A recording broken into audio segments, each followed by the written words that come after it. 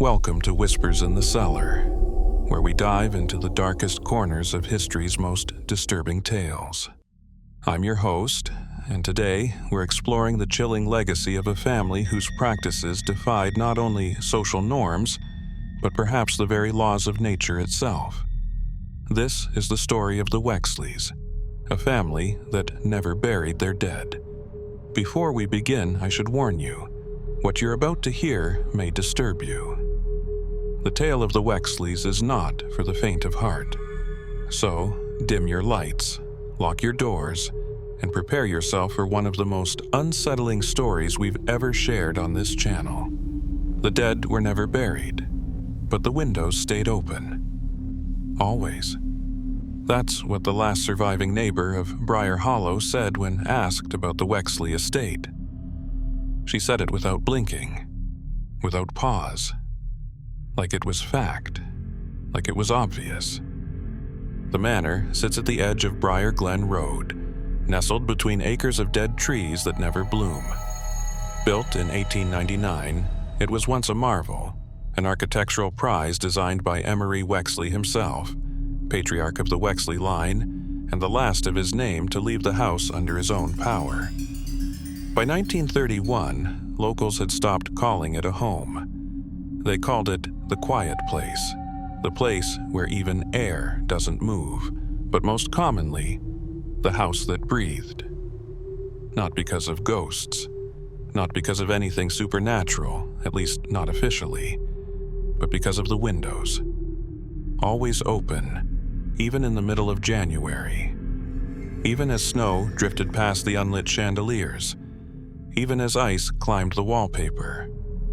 The curtains moved, yes, but never the people inside. And that's what started it. The rumors, the fears, the obsession. A milkman in 1932 claimed he left bottles on the porch and saw 4 identical children watching him from the second-story window.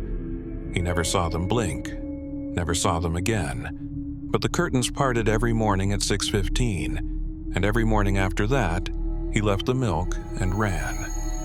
Then came the first documented report, filed by a new groundskeeper named Walter Griggs in 1942. Walter was a war veteran, a skeptic, a man who didn't scare easy. He worked the garden for 6 weeks, never spoke to a soul. The grass was overgrown, the rose bushes blackened with rot, and still, fresh footprints led to the back door each day. Barefoot, small, Walter never saw who made them, but in his journal, later recovered from a safe deposit box, he wrote the following on June 12th. "Today, I saw someone in the attic. White dress, hair like smoke. She looked at me. She looked through me." Walter quit the next morning and left town entirely. At the heart of it all stood the Wexley family, once prominent, now forgotten. Their fortune built on transatlantic shipping and private medical research. Elijah Wexley, the head of the estate by 1931, was known for 2 things: his pioneering work in emotional cognition and his refusal to bury the dead. His wife, Clara, had passed from scarlet fever in 1929. Her funeral was listed in local papers, but no one saw her casket. No one saw her lowered into the ground, and no plot was ever assigned to her name in the Glenwood Cemetery. Instead, neighbors said the air around the estate changed. Heavier, still. A delivery boy swore he saw someone wearing Clara's dress watching from the drawing room. A priest refused to enter the property, and each week, 2 more crows would appear on the wrought iron gates, as if counting something. But the most unsettling account came from the mail inspector who investigated why no one had collected their mail for 14 straight months. He arrived in spring of 1934 and never made it to the door. He claimed a man in a wool coat, face hidden, stepped out from behind a column and whispered, "They're not ready for you yet." Then vanished. The inspector never returned, but he filed an internal memo with the postmaster's office that contained only 5 words. They keep the windows open. So why the windows? why always open? Some said it was symbolic, an invitation for spirits to exit peacefully. Others believed it was practical, that decay requires circulation.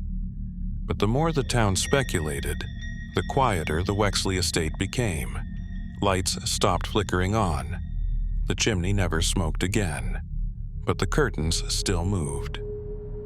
In 1951, a traveling photographer named Alice Morrow passed through Briar Glen. She stopped to capture images of old Victorian homes and unknowingly snapped a photo of the Wexley balcony. Only when she developed the film weeks later did she notice the child, dressed in formal clothes, face pressed to the glass, pale, unmoving. When shown to locals, one woman whispered, "That's the youngest Wexley, but he died in 37. The story reached Albany briefly. A journalist made the trip, stayed at a local inn, and vanished without filing a report. Years passed, decades. The estate's paint peeled. The grass devoured the walkway. Trees overtook the roofline. But the windows, always clear, always parted, like lungs that refused to collapse. In 1983, the town voted to officially condemn the property. No one lived there anymore. No one, they said, was left to defend it. But the night before demolition was set to begin, the crew supervisor called in sick. His assistant never arrived. The company filed bankruptcy months later. No explanation. The Wexley estate still stands today, broken but upright, cracked but breathing, and the windows still open. Which brings us to the question that's haunted Briar Glen for almost a century. Why do the Wexleys refuse to bury their dead? Because once you ask that question, you start seeing the house differently. You notice the chairs are always set for more than are living. You hear the floorboards creak when no one's walked the halls for years. And if you look long enough at the second floor window, the one with the lace curtain, you'll sometimes see it draw back, slowly, like someone inside has been watching you the entire time. Waiting. Not for help, but for company. Elijah Wexley was not the kind of man you could casually describe. Even his closest peers never agreed on who or what he truly was. Some called him a pioneer in the field of cognitive detachment. Others called him a fraud with a laboratory and a god complex. But everyone agreed on one thing. Elijah Wexley knew how to keep things quiet. He had once been a celebrated psychiatrist, publishing articles in obscure academic journals with titles like Emotion as Echo and Grief as Neural Misfire. But his second passion, perhaps the stronger of the two, was death. Not theology, not mourning, but death as mechanism. Those who visited his estate in the early 1920s often spoke of the same bizarre contradiction. The man wore mourning clothes, but he never mourned. His voice never trembled. His hands never fidgeted at funerals. His eyes were focused, calculating, as if every loss was a puzzle waiting to be solved. The locals began to whisper about the manor's interior, that every door had 2 locks, one on the outside, that furniture never moved, never aged, that rooms stayed sealed for months at a time, as though waiting for their rightful inhabitant to return. But no one suspected the truth, not yet. Clara Wexley, his wife, was a mystery in her own right. A former music teacher turned grief counselor, she hosted what she called evenings of gentle departure. Candlelit salons where bereaved women gathered to commune with stillness. Some said it was spiritualism. Others claimed it was a kind of emotional anesthetic. But what unsettled visitors most was the center of the parlor, a Victorian chaise where under a velvet shroud lay the preserved body of her sister, Eloise. No one ever knew when the sister had died, or if in fact she was truly dead. Guests were told to bring objects of memory, locks of hair, faded letters, photographs. Clara would touch each item delicately, place it on Eloise's folded hands, and whisper a single phrase in French. Reste encore un peu. Stay a little longer. This, they said, was when the house began to shift. The air changed. Voices were heard from the staircase. A phonograph would begin playing without winding, and always the curtains would flutter, though the windows were shut tight. By 1930, the couple had 4 children: Lucienne, Henry, Marianne, and Thora. But something was off. In every early photograph, the children stood perfectly straight. No smiles, no movement. Their clothes matched. Their hair uniform. When the town held its annual festival in 1931, the children marched in perfect formation behind Clara, their faces blank. Some thought it was strict parenting. Others said the children looked rehearsed. After 1935, no one ever saw them again. The family withdrew from society entirely. The gates rusted shut. Deliveries were left at the edge of the road. Not a single child was seen at school, church, or the apothecary. But Elijah's carriage was spotted late at night, traveling to and from the county morgue. Sometimes he left alone. Sometimes with covered bundles. One mortuary assistant who later left town claimed Elijah had been granted unusual access, that he'd requested bodies not yet chilled for research into grief containment. The assistant refused the request. A week later, he was found outside his home, alive but raving about voices inside the walls.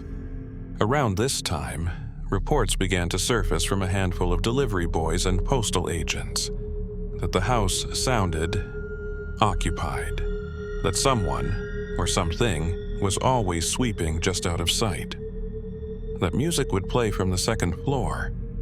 But when the sheriff knocked in 1937 for a welfare check, Elijah answered calmly, alone. "The children are with Clara," he said. "They've chosen silence." No one pressed further. Elijah's wealth, his prior reputation, and his cold charisma were enough to keep questions buried. But what truly shook the town was what the new gardener uncovered in 1939. Behind a crumbling shed on the far edge of the estate lay a hidden door, half covered by ivy, sealed with iron clasps. It led not to a cellar or a crypt, but a tiled hallway descending deep underground. The gardener never made it far. He said the air changed, became thick, sweet, like flowers in decay. And then he heard a voice, a child's voice. It whispered, "Papa says we don't sleep anymore." The gardener fled, and the entrance was bricked over the following week. Elijah claimed it was an old coal chute, nothing more. But even the most skeptical townsfolk began to suspect. The Wexleys weren't just avoiding funerals. They were perfecting something, preserving something. By 1941, Clara was officially declared dead.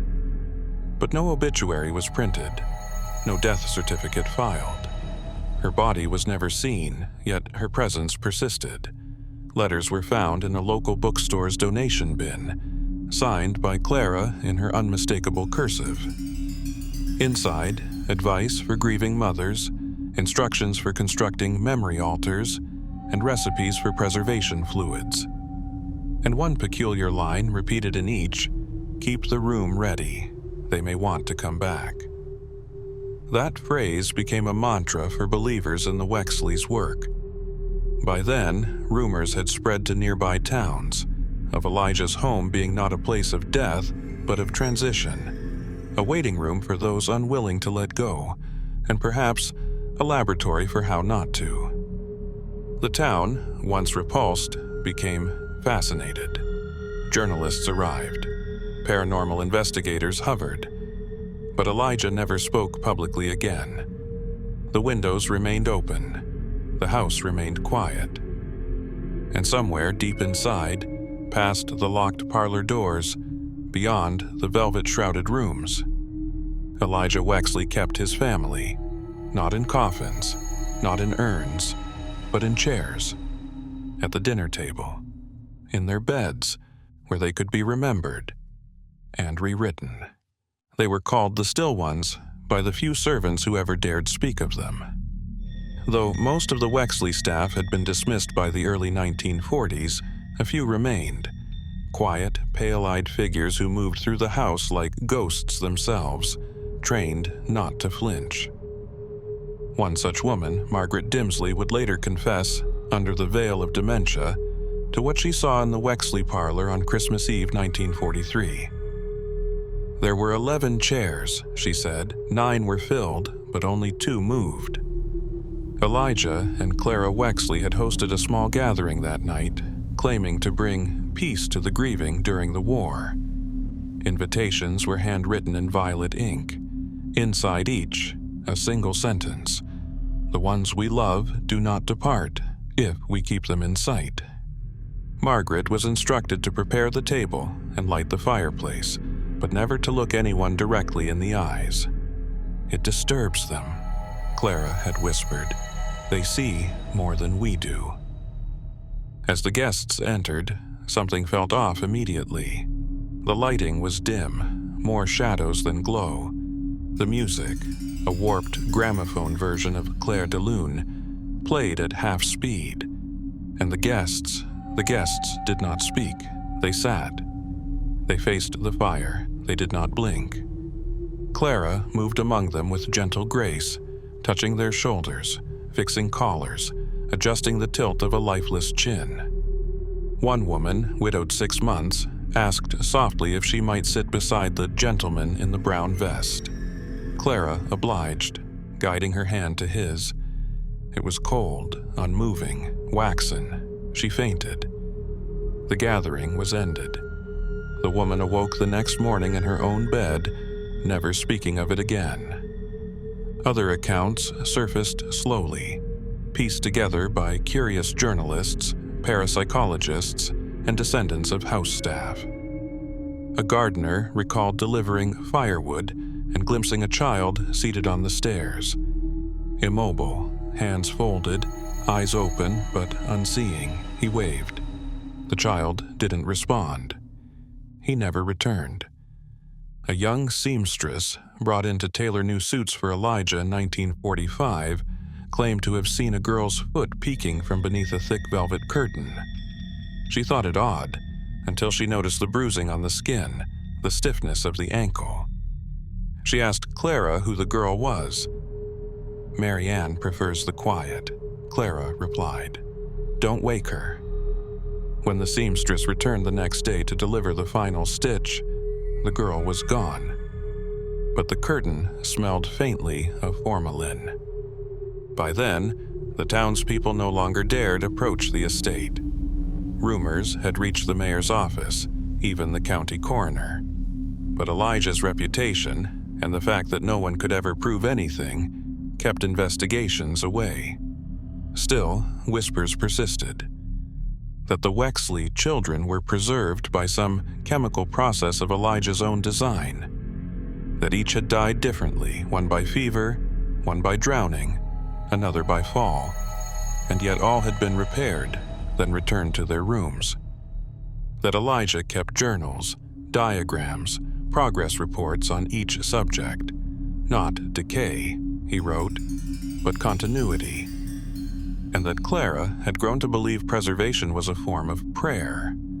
One letter, uncovered in a demolished church basement in 1979, was addressed to a reverend in Chicago. Clara's handwriting, unmistakable, filled the page. "We do not embalm the body, we cradle the spirit. Let them rest in the posture they held in life. Let them watch us eat, sing, speak. Let them remember who they were, not as echoes, but as participants." What disturbed investigators more than the ritual was the scale. One recovered blueprint, marked Dining Hall Plan Revision, featured 16 chairs, each with a name etched in careful calligraphy. Some were crossed out, Others were underlined in red. A note beside them read, "Eyes will open with sound. Record piano every morning." None of the rooms had mirrors. All windows were covered in netted fabric, enough to let in light but never to reflect. When one servant replaced a broken mirror in a hallway, Clara removed it within the hour. "They forget their silence when they see themselves," she said. Of course, not every body remained intact. One former chimney sweep recalled a crumbling figure seated in the attic study. Her arms were wrapped in linen, her lower jaw missing, her dress discolored with salt and age. Still, someone had brushed her hair and tied it with blue ribbon. "They kept her anyway," he said, "like she might apologize one day." The Wexleys believed the preserved dead were not objects, but witnesses, that their presence anchored memory, kept grief from wandering into madness. But to outsiders it became clear. This was not mourning. It was manipulation. There was an order to who was kept close and who was hidden. Children were displayed in pairs, always seated across from one another. Guests were instructed not to walk between them. When someone once leaned in to examine a brooch on Thora's bodice, Elijah shouted, a rare break in composure, "Do not interrupt the line." Later, he apologized. "She is easily startled," he said. Yet no startle came. No breath, no blink, just silence. In the family portrait gallery, newer paintings had been added. Not photographs. Elijah claimed they diminished the soul's imprint. These portraits showed his children, his wife, even his brother, seated in familiar rooms, hands folded, eyes gray, and always watching. One painting, found years later in a thrift store 3 towns over, depicted a girl in a green dress standing beside a fireplace. She held a porcelain doll, but her other hand pointed, just slightly, toward the frame's edge, as if gesturing beyond it. Behind her, in the shadows, another figure stood, head turned, mouth open. That painting now hangs in a private collection, under lock and key. The collector claims that at night, the girl's finger moves, and once the fire flickered. They dared him because he didn't believe. 14-year-old Daniel Harker was the kind of boy who laughed at ghost stories, mocked the town's superstitions, and threw rocks at the rusted gates of the Wexley estate. He called it that house of lunatics and statues, never believing the whispers that coated the place like dust. That was until October 3rd, 1957, the night he crossed the threshold on a dare and never came back the same. It began as a joke. 5 boys, 2 bottles of cider, and a full moon. The bet was simple. Break into the Wexley Manor and bring back proof. Something real. A lock of hair, a photograph, even a nameplate from the graves that weren't graves.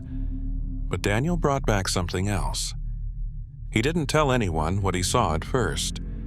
He just ran, sprinting through the woods, hands scraped, shirt torn, panting like he'd been chased. The others laughed at him, called him a coward. But Daniel didn't laugh. He barely spoke. It would take months before his story emerged, and by then, it was too late. According to Daniel, he entered through the old servant's door on the east wing. It was loose, just as the rumors claimed, and creaked open without resistance. Dust curled in the moonlight like breath. Inside, the house was cold. Too cold. Not the kind of cold that comes from stone walls, but the kind that seems to press against the skin from within, like a warning. He wandered, careful, flashlight flickering. The parlor was exactly as town legend described. Chairs arranged in a circle, a fireplace set for a fire no one had lit in decades. But there was no smell of mildew, no decay, only wax, old candles, roses, impossibly fresh. Then he saw the rug, frayed at the corner, pulled back just slightly, enough to reveal a metal handle. Curiosity beat out fear. Beneath the rug was a trapdoor, small, square, with a rusted latch that screamed when he lifted it. A cold gust met his face. Not air, he later claimed. Something colder, deeper. The scent of formaldehyde, faint but sharp. He climbed down wooden steps into a silence that felt like pressure. At the bottom, the chapel. It wasn't wide, but long, cathedral long. Walls lined with stone and iron sconces, all holding melted candles. The air was thick with incense, the heavy kind used in funerals. Stained glass panels leaned against walls, never installed, depicting scenes of saints holding severed hearts and children sleeping in glass beds. And in the center, the coffins, 12 of them, all identical, glass-lidded, gilded edges, clean, preserved. Each bore a brass plaque that read the same words, resting, not departed. Daniel said he stared for what felt like hours. Inside each coffin lay a body, perfectly preserved, dressed in ceremonial white, hands folded over their chests. Their eyes were closed, but the skin was pink, almost living. None looked older than 20. He recognized one. A girl named Isabel vanished from town in 1941. She had been 13. Her hair was still braided, lips gently parted, as if she'd fallen asleep and never woken. He stepped closer, pressing a shaking hand to the glass. Then her eyes opened, or so he claimed. He bolted, never looking back, never shutting the trap door, never speaking of the girl again. But something followed him home. In the weeks that followed, Daniel became a ghost of himself. He stopped going to school. He spoke less, ate less.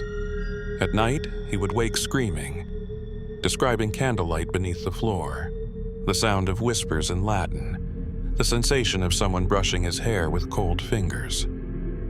His parents assumed trauma, the town assumed hysteria, but nothing helped. He drew symbols on the walls, sketches of coffins, names in looping cursive, Thora, Edwin, Clarabelle, names no one had spoken in decades. By winter, he was committed to St. Augustine's Sanitarium in Albany. He died there 6 years later. A seizure, age 20. They found one drawing in his pillowcase, folded 50 times until it was the size of a coin. It showed the Wexley chapel from above. And in the corner, barely visible, a mirror reflecting someone not in the room. A man with no face.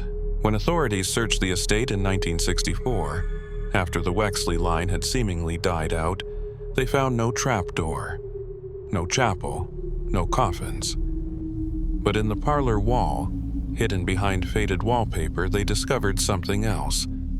A dumbwaiter shaft sealed with bricks. Inside was a brass plate. It read, "Let not the flesh confuse the soul. Sleep is not silence." To this day, Daniel's report remains officially unverified. But the photo of Isabel on her missing person poster matches a painting recovered from an antiques dealer in 1991. She is seated in a glass box, wearing white, hands folded, and behind her, a reflection in the frame. A boy with a torn shirt, staring at her with eyes wide in terror, just like Daniel described. They almost went unnoticed. When the fire tore through the Wexley estate's west wing in 1947, the community watched from a distance. No fire engines, no townsfolk daring to cross the estate line, just smoke curling above the trees, thick and black, like the house itself was exhaling centuries of secrets. Later, when investigators combed through the wreckage, they dismissed it as lightning. A single strike during a midnight storm. But in the remains of what had once been Elijah Wexley's study, beneath a warped floorboard and a half-melted desk, they found a drawer that had fused shut. Inside, wax, or what looked like it. At first, they believed it was just candles, spilled and congealed into strange shapes. But beneath the top layer was something else. A bundle of pages waterproofed with layers of hand-poured wax. Preserved, intentionally. A local historian, Margaret Lane, would be the first to open them. They called it the Wax Pages. 27 entries handwritten in Elijah Wexley's jagged, hurried script. Each page brittle but intact, sealed in layers so fine that pulling them apart required hours with a heated scalpel and glass slides. What emerged was not a diary in the traditional sense, it was a doctrine, a theory, a warning. The first line set the tone. The mind does not die, the brain ceases, but the echo remains. Elijah had not only studied medicine, he had invented a private branch of it, one that blurred the lines between neuroscience and the occult. He referred to it as echo-preservation, a process he believed could prevent what he called soul slippage after death. The central belief, memory is not just chemical or electrical, it is spiritual. And if anchored properly, it can preserve the self inside the decaying vessel. His writings describe the mind as a resonant field, like a bell. Ring it right, and it echoes forever. Mourn wrong, and the resonance fades. Burial severs the echo, he wrote. It rushes the departure. The shell forgets the sound it once held. Hence, the Wexleys' obsession with preservation. Embalming was just the beginning. Elijah had developed a formula, equal parts chemical and ritualistic, to bind memory to flesh. He claimed success with small mammals first, particularly those that had been raised in patterned environments. Repetition, he believed, made the memory more anchorable. Rabbits exposed to the same sound at feeding. Mice shone the same light before sleep. After death, their preserved bodies would twitch at these stimuli, as if reaching through the veil to continue old habits. Then came the more ambitious trials. One entry referenced a subject named C.L., believed to be Clara Wexley herself.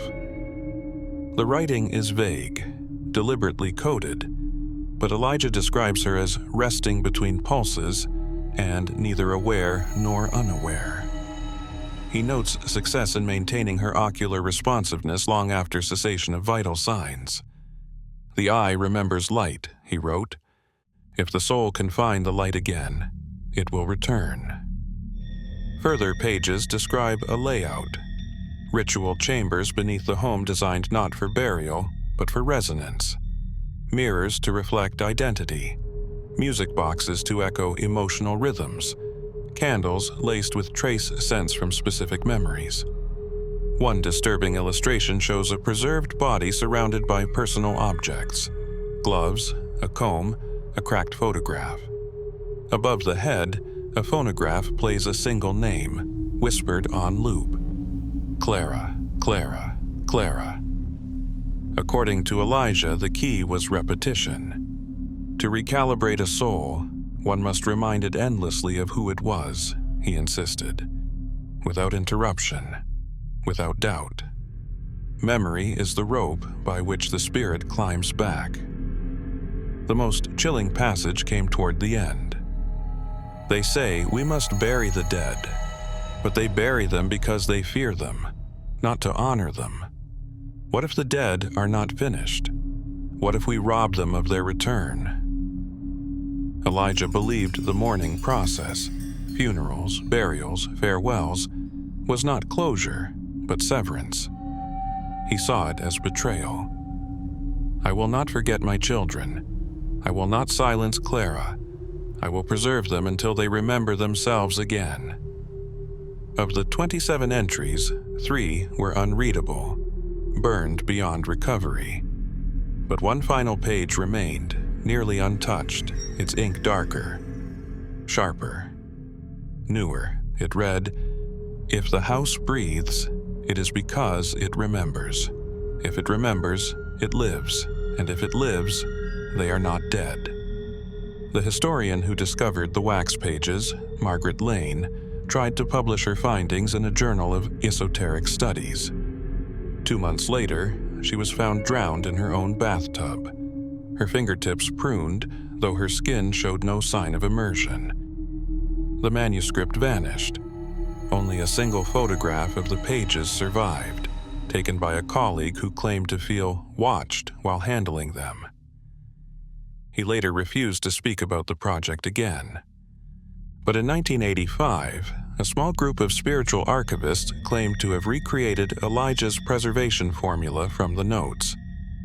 They never disclosed the results. One of them reportedly moved into the abandoned Wexley estate. A light was seen in the West Wing. For 6 nights. Then nothing. To this day, the wax pages are considered lost. But fragments, quotes, phrases, references continue to surface in obscure occult circles. The phrase, "burial severs the echo," has become a sort of mantra, whispered in ceremonies, etched into candles, and in one instance, found scratched into the inside of a coffin in a New Jersey cemetery. The coffin was empty. They called her Judith, but she refused to answer to that name. The staff at the Evergreen State Mental Residence referred to her in their reports as J.W., age approximately 72. No confirmed birth certificate. No social security number until 1982. She had been admitted in 91 under emergency psychiatric hold, transferred from a church in Albany, where she was found cooking a full roast dinner in the rectory kitchen, for a congregation that hadn't existed in decades. Each night, Judith set a table for 12. 12 identical place settings, forks aligned at perfect right angles, napkins folded with obsessive precision. She would hum a melody no one recognized, pause before placing each plate, and then whisper names. Not just any names. Wexley names: Elijah, Clara, Josephine, Thomas, Lillian, Margot, Henry, Eloise. And the others, names never recorded publicly but later matched to headstones behind the estate, or at least where headstones had once stood. Most had been pulled up or shattered in the 60s, but some fragments remained. A young social worker named Emily Grant took a special interest in Judith. She was new, idealistic, and unnerved by the consistency in the woman's routines. "Who are they?" she once asked gently as Judith placed the 11th plate. Judith didn't look up. "They're coming," she said. "They don't like to eat cold." When shown a photograph from 1933, a family portrait discovered in a private collector's archives, Judith's reaction was immediate. She stared, blinked, smiled, then said, "That's not me." Emily was confused. "You're saying that's someone else?" "No," Judith said calmly. "That's the first me." She wouldn't elaborate, wouldn't even hold the photo again. Instead, she picked up her knife and began carving patterns into the wooden table. 8 tight spirals, each slightly different. The institution wrote it off as dementia, but Emily dug deeper. Blood work showed anomalies. Judith's aging didn't follow expected metabolic patterns. Her heart rate and temperature often matched those of individuals half her age. Her muscle tone was inconsistent with her frail appearance. She could carry heavy objects, even furniture, without fatigue. But some days she could barely speak. Judith kept a box beneath her bed, locked with a hairpin. Inside were folded slips of paper, each labeled with a date, each scrawled with a line of memory. The wax burns longer when they cry. Don't speak when the mirror is covered. The phonograph plays only in the presence of light. Thomas said, "I'm version 3. I think he's version 5. Emily brought these findings to her supervisor, who dismissed them as delusions. Patient is inventing mythology to cope with trauma. The file read. But one note stood out. Elijah said identity is a candle. too many relightings and the wax goes bad. When Emily pressed her for meaning, Judith smiled again. "He tried to start me over," she whispered, but the wick wouldn't catch right. There were gaps in Judith's memory, but also details no one her age should recall. She spoke of surgical diagrams, real ones, used in neurology at Columbia Medical School in the 1930s. She recited hymns that had fallen out of use by 1922. Once, she mentioned a perfume no longer in production since 1918, describing its scent as sharp like winter with a funeral hiding behind it. She feared mirrors. Anytime she saw her reflection, she would mutter, "Which one are you?" Eventually, Emily smuggled in a faded archival report, a census page from Briar Glen, 1932. It listed the Wexley family with 4 children. One of them, Judith, was marked with an asterisk. The footnote read, "Deceased, influenza, 1928. Judith's hand trembled when she saw it. "I remember that cold," she said, "but I don't remember dying." She began to draw obsessively after that. Sketches of long hallways, empty chairs, tables with name cards, and in every drawing a girl sitting beside herself. Sometimes older, sometimes younger, always silent. Emily's final visit with Judith occurred after a 2-week staff rotation. When she returned, she found the room stripped bare. No plates, no drawings, no spirals in the wood. Just Judith, humming softly, eyes fixed on the corner of the ceiling. "What happened?" Emily asked. "They cleaned me," Judith whispered. "Scraped off the extras." Judith passed away 6 days later. Or rather, her body did. The death certificate listed cause as cardiac arrest following acute disorientation. Emily asked for a copy of the autopsy. None had been performed. Judith had no known next of kin, and the body was cremated per institutional policy. But someone had paid for the urn. An anonymous donor. No name, just a return address. Wexley House, West Wing, reopened. That building had burned down in 1947. Emily tried to follow up. When she returned to Judith's old room, the lock had been changed. Inside, the table had been replaced, but on the underside of the windowsill, faintly scratched into the wood, was a message. "One of me still remembers." In the years since, Emily left the profession, but she kept the sketches, the notes, the hairpin box, and once a year, on the anniversary of Judith's death, she receives a postcard. No message, just a photo of a dining table, 12 places set, candlelight, and a shadow on the wall, a shadow with no source.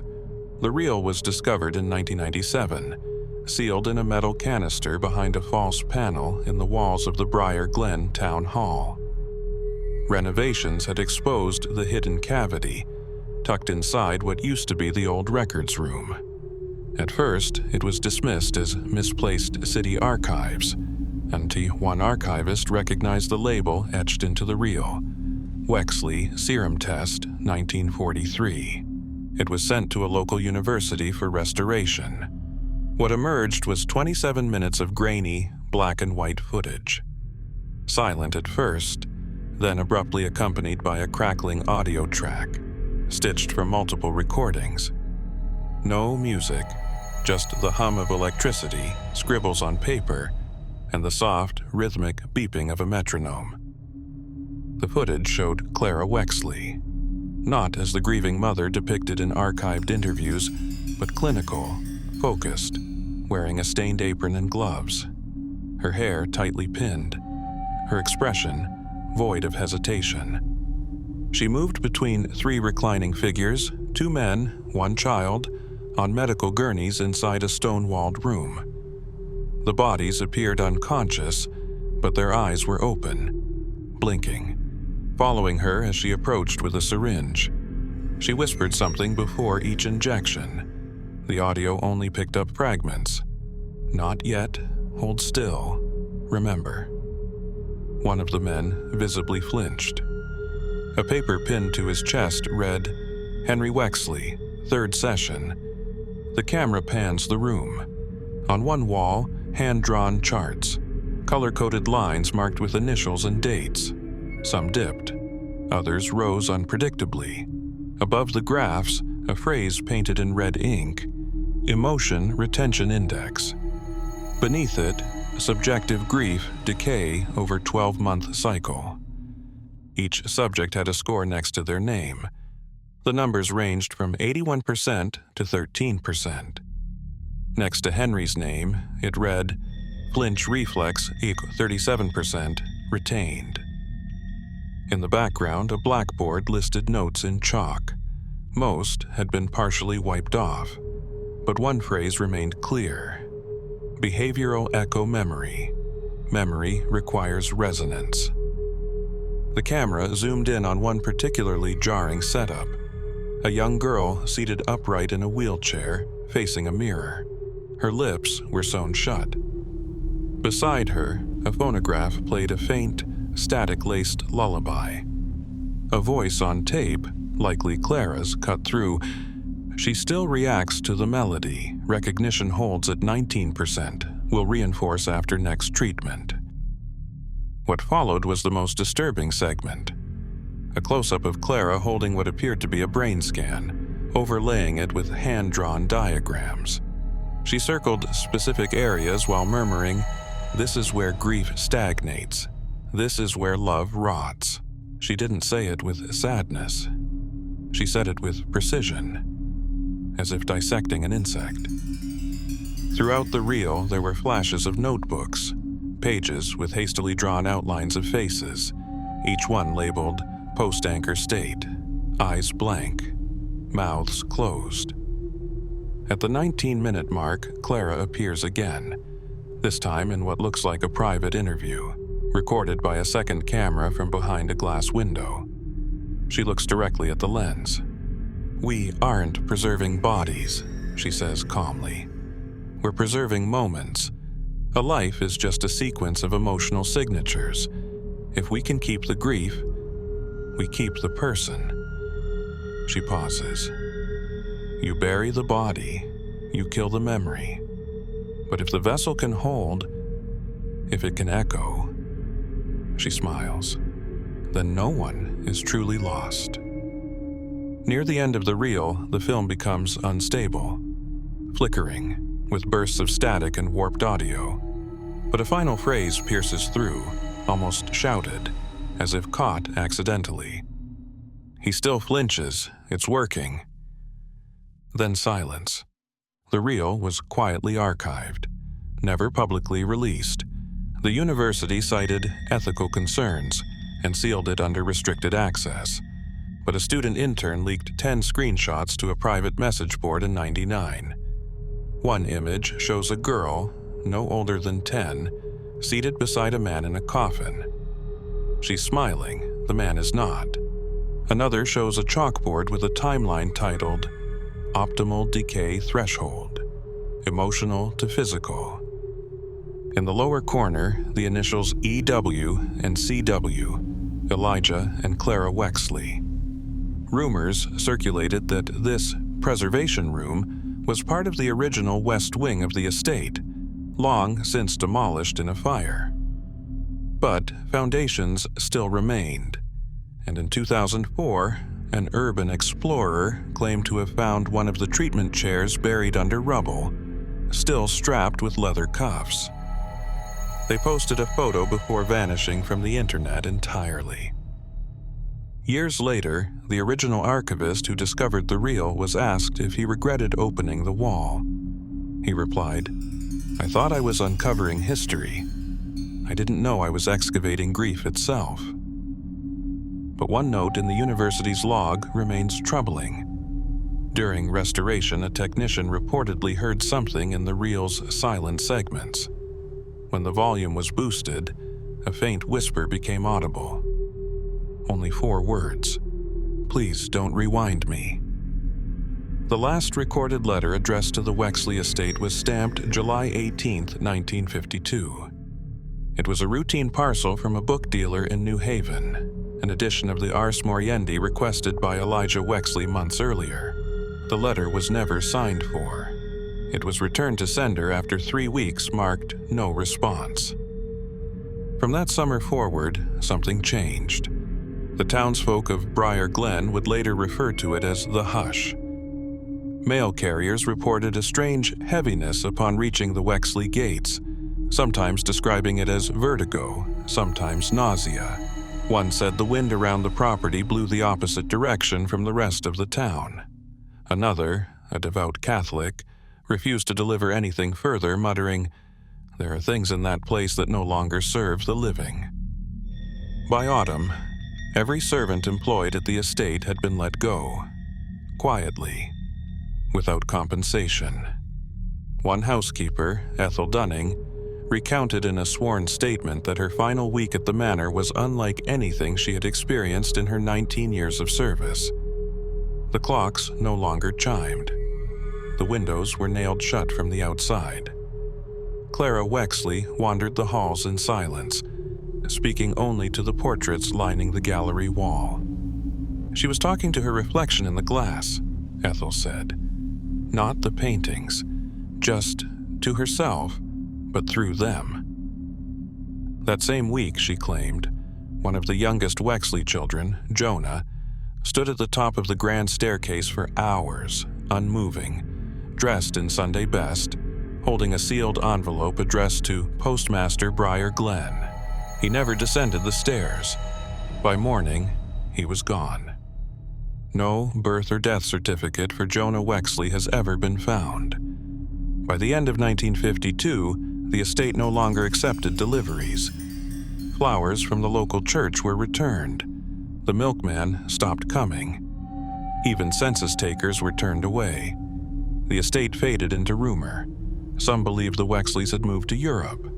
Others whispered of a private illness, quarantine perhaps. But then, in the winter of 1955, a single delivery was made. It arrived in a plain wooden box, roughly the size of a small footlocker. The return address was scratched out. No postage. It had been hand-delivered to the Briar Glen post office. Inside were 3 items: a bundle of hair clippings tied with silk ribbon, each labeled with initials CW, EW, JW, and LL. A small pouch containing what forensic records would later confirm were human teeth, perfectly cleaned, no roots. Loose-leaf pages torn from Elijah's journals, dated between 1949 and 1953. Most were illegible, water-damaged, or scorched, but fragments remained. We have moved beyond memory. They do not wake unless she sings. Burial is not the end. It is the betrayal. The post is the last tether. Once it is cut, they will no longer know time. And finally, the experiment succeeds only in stillness. External clocks distort them. No names, no context, no accompanying letter. The postmaster at the time, Arnold Kessler, was the one who opened the box. His official report filed with the Postal Bureau said only, "Received sealed parcel. Contents biological and non-perishable. Filed under miscellaneous unclaimed. No further action." 2 weeks later, Kessler resigned. He moved to Arizona and was never interviewed again. His wife would later say he had nightmares about the girl in the envelope. When pressed, she said he once showed her a photograph, taken long ago, of a child with completely black eyes standing in front of the Wexley gates. The photo has never been recovered. Between 1952 and 1955, not a single bill of sale, tax record, or communication was traced to the Wexleys. It was as if they had sealed themselves out of the world. One theory, published anonymously in a 1978 occult journal, claims the Wexleys were attempting a temporal halt, suspending not just death, but time itself. The author referenced historical cases of families attempting memory stasis through ritual, biological preservation, and sensory deprivation. They cited the Wexleys as the most successful documented case, though no formal evidence was included. In 1981, an amateur historian visiting Briar Glen unearthed what he believed to be the postmaster's original ledger. Inside was a final note written in pencil on the last Wexley page. They are no longer sending letters, but sometimes I think they're still reading them. In the decades that followed, several attempts were made to explore or reclaim the estate. Each ended in failure. One team from Cornell University requested permission to survey the land for historical purposes. Their application was withdrawn without explanation. Another incident in '93 involved two documentary filmmakers who disappeared after entering the property. Their last voicemail, left at 2:11 a.m., recorded only the sound of slow breathing and a woman singing what appears to be a German lullaby. The land remains privately owned. No one has lived there since. But according to local lore, every January 12th, around the date of the last known delivery, flowers appear at the base of the old estate gates. No one sees who places them, but always the same bouquet, white lilies wrapped in wax paper. And always a card. No need to send replies. We're still here. They are still sitting there, watching, breathing. What the officials found inside would take decades to unpack, and some files remain classified to this day.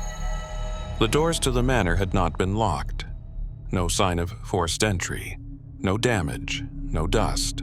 It was as if the house had been expecting company. Inside, the air was dense, not with decay, but with cold. The parlor was lit by a dozen standing lamps, all powered and functional, though the property had long been disconnected from the town grid. A low hum echoed through the halls, an unnatural vibration that made some of the agents nauseous before they reached the main staircase. And there they sat. In every room, bodies, fully dressed, postured, preserved.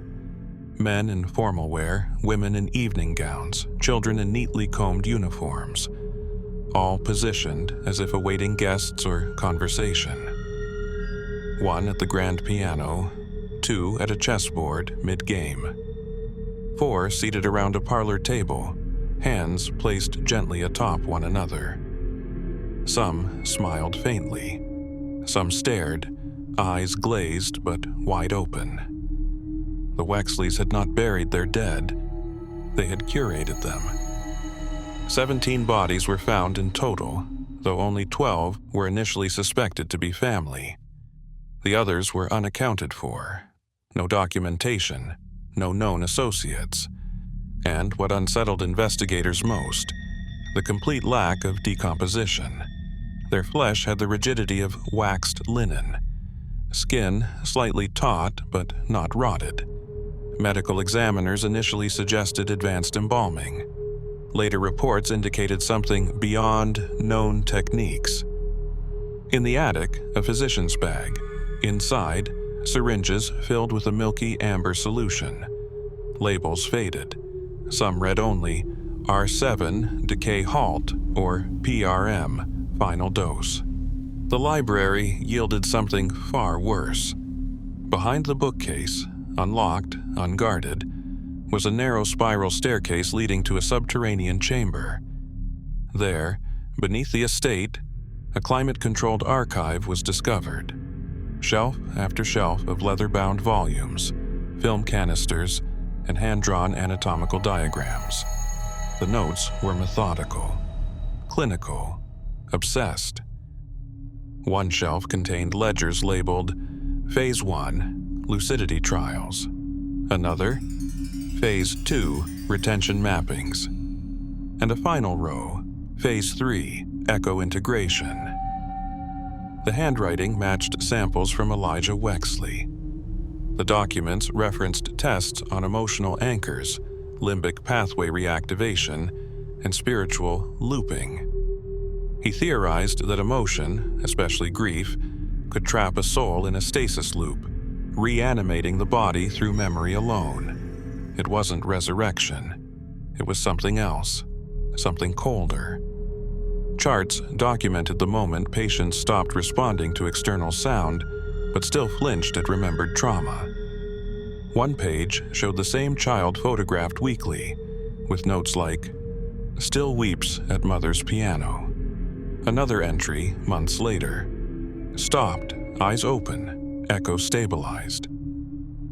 Film reels showed procedures, some in surgical rooms, some in bedrooms. In one, Clara Wexley gently stroked a girl's hair while repeating a nursery rhyme. The girl did not blink, did not move, but her heart rate, monitored, remained constant. On the reel's edge, a faint audio note, still present, no decay. Of the 4 children known to belong to the Wexleys, none could be conclusively identified among the preserved bodies. DNA was attempted, but inconclusive. Bone marrow samples had degraded unnaturally. Skin lacked sufficient organic markers. It was as if the house had bred a new form of stasis, neither life nor death. The most disturbing room was the one locked behind 4 steel bolts. It contained no bodies, only mirrors. 7-foot-tall, antique mirrors lined every wall, angled toward the center. In the middle, a single rocking chair, slowly swaying when the room was entered. Despite no open windows or drafts, no one sat in it. No one ever had. But its cushion was worn, deeply indented. A final journal, locked inside a steel box, was addressed to the one who ends this. Inside, Elijah's final notes. The soul does not die with the body. It retreats. To bury a loved one is an act of forgetfulness, but to preserve is to love without end. We did not fail, we did not die. We are listening. After the initial sweep, the state seized all documents. The estate was sealed and placed under federal review. Several items were rumored to have been transferred to off-record research institutions. The house itself was condemned, but never demolished. Attempts to burn it failed. Materials would not catch. Demolition equipment malfunctioned. The site remains fenced off, unvisited, and under 24-hour surveillance. Of the officials who entered that day, 3 later took medical leave for persistent auditory hallucinations. 1 never spoke again. Another was found 6 months later sitting in a park, unblinking, murmuring, "They're still there, still remembering." The final inventory listed 17 seated bodies, 39 notebooks, 122 diagrams and maps, 24 labeled syringes, 16 film reels, 1 rocking chair, 0 Wexley descendants. The official state report concluded, "This property is no longer a crime scene. It is an unresolved echo." But one note, scribbled in pencil at the report's end, unsigned, offered the final clue. Not all of them stayed.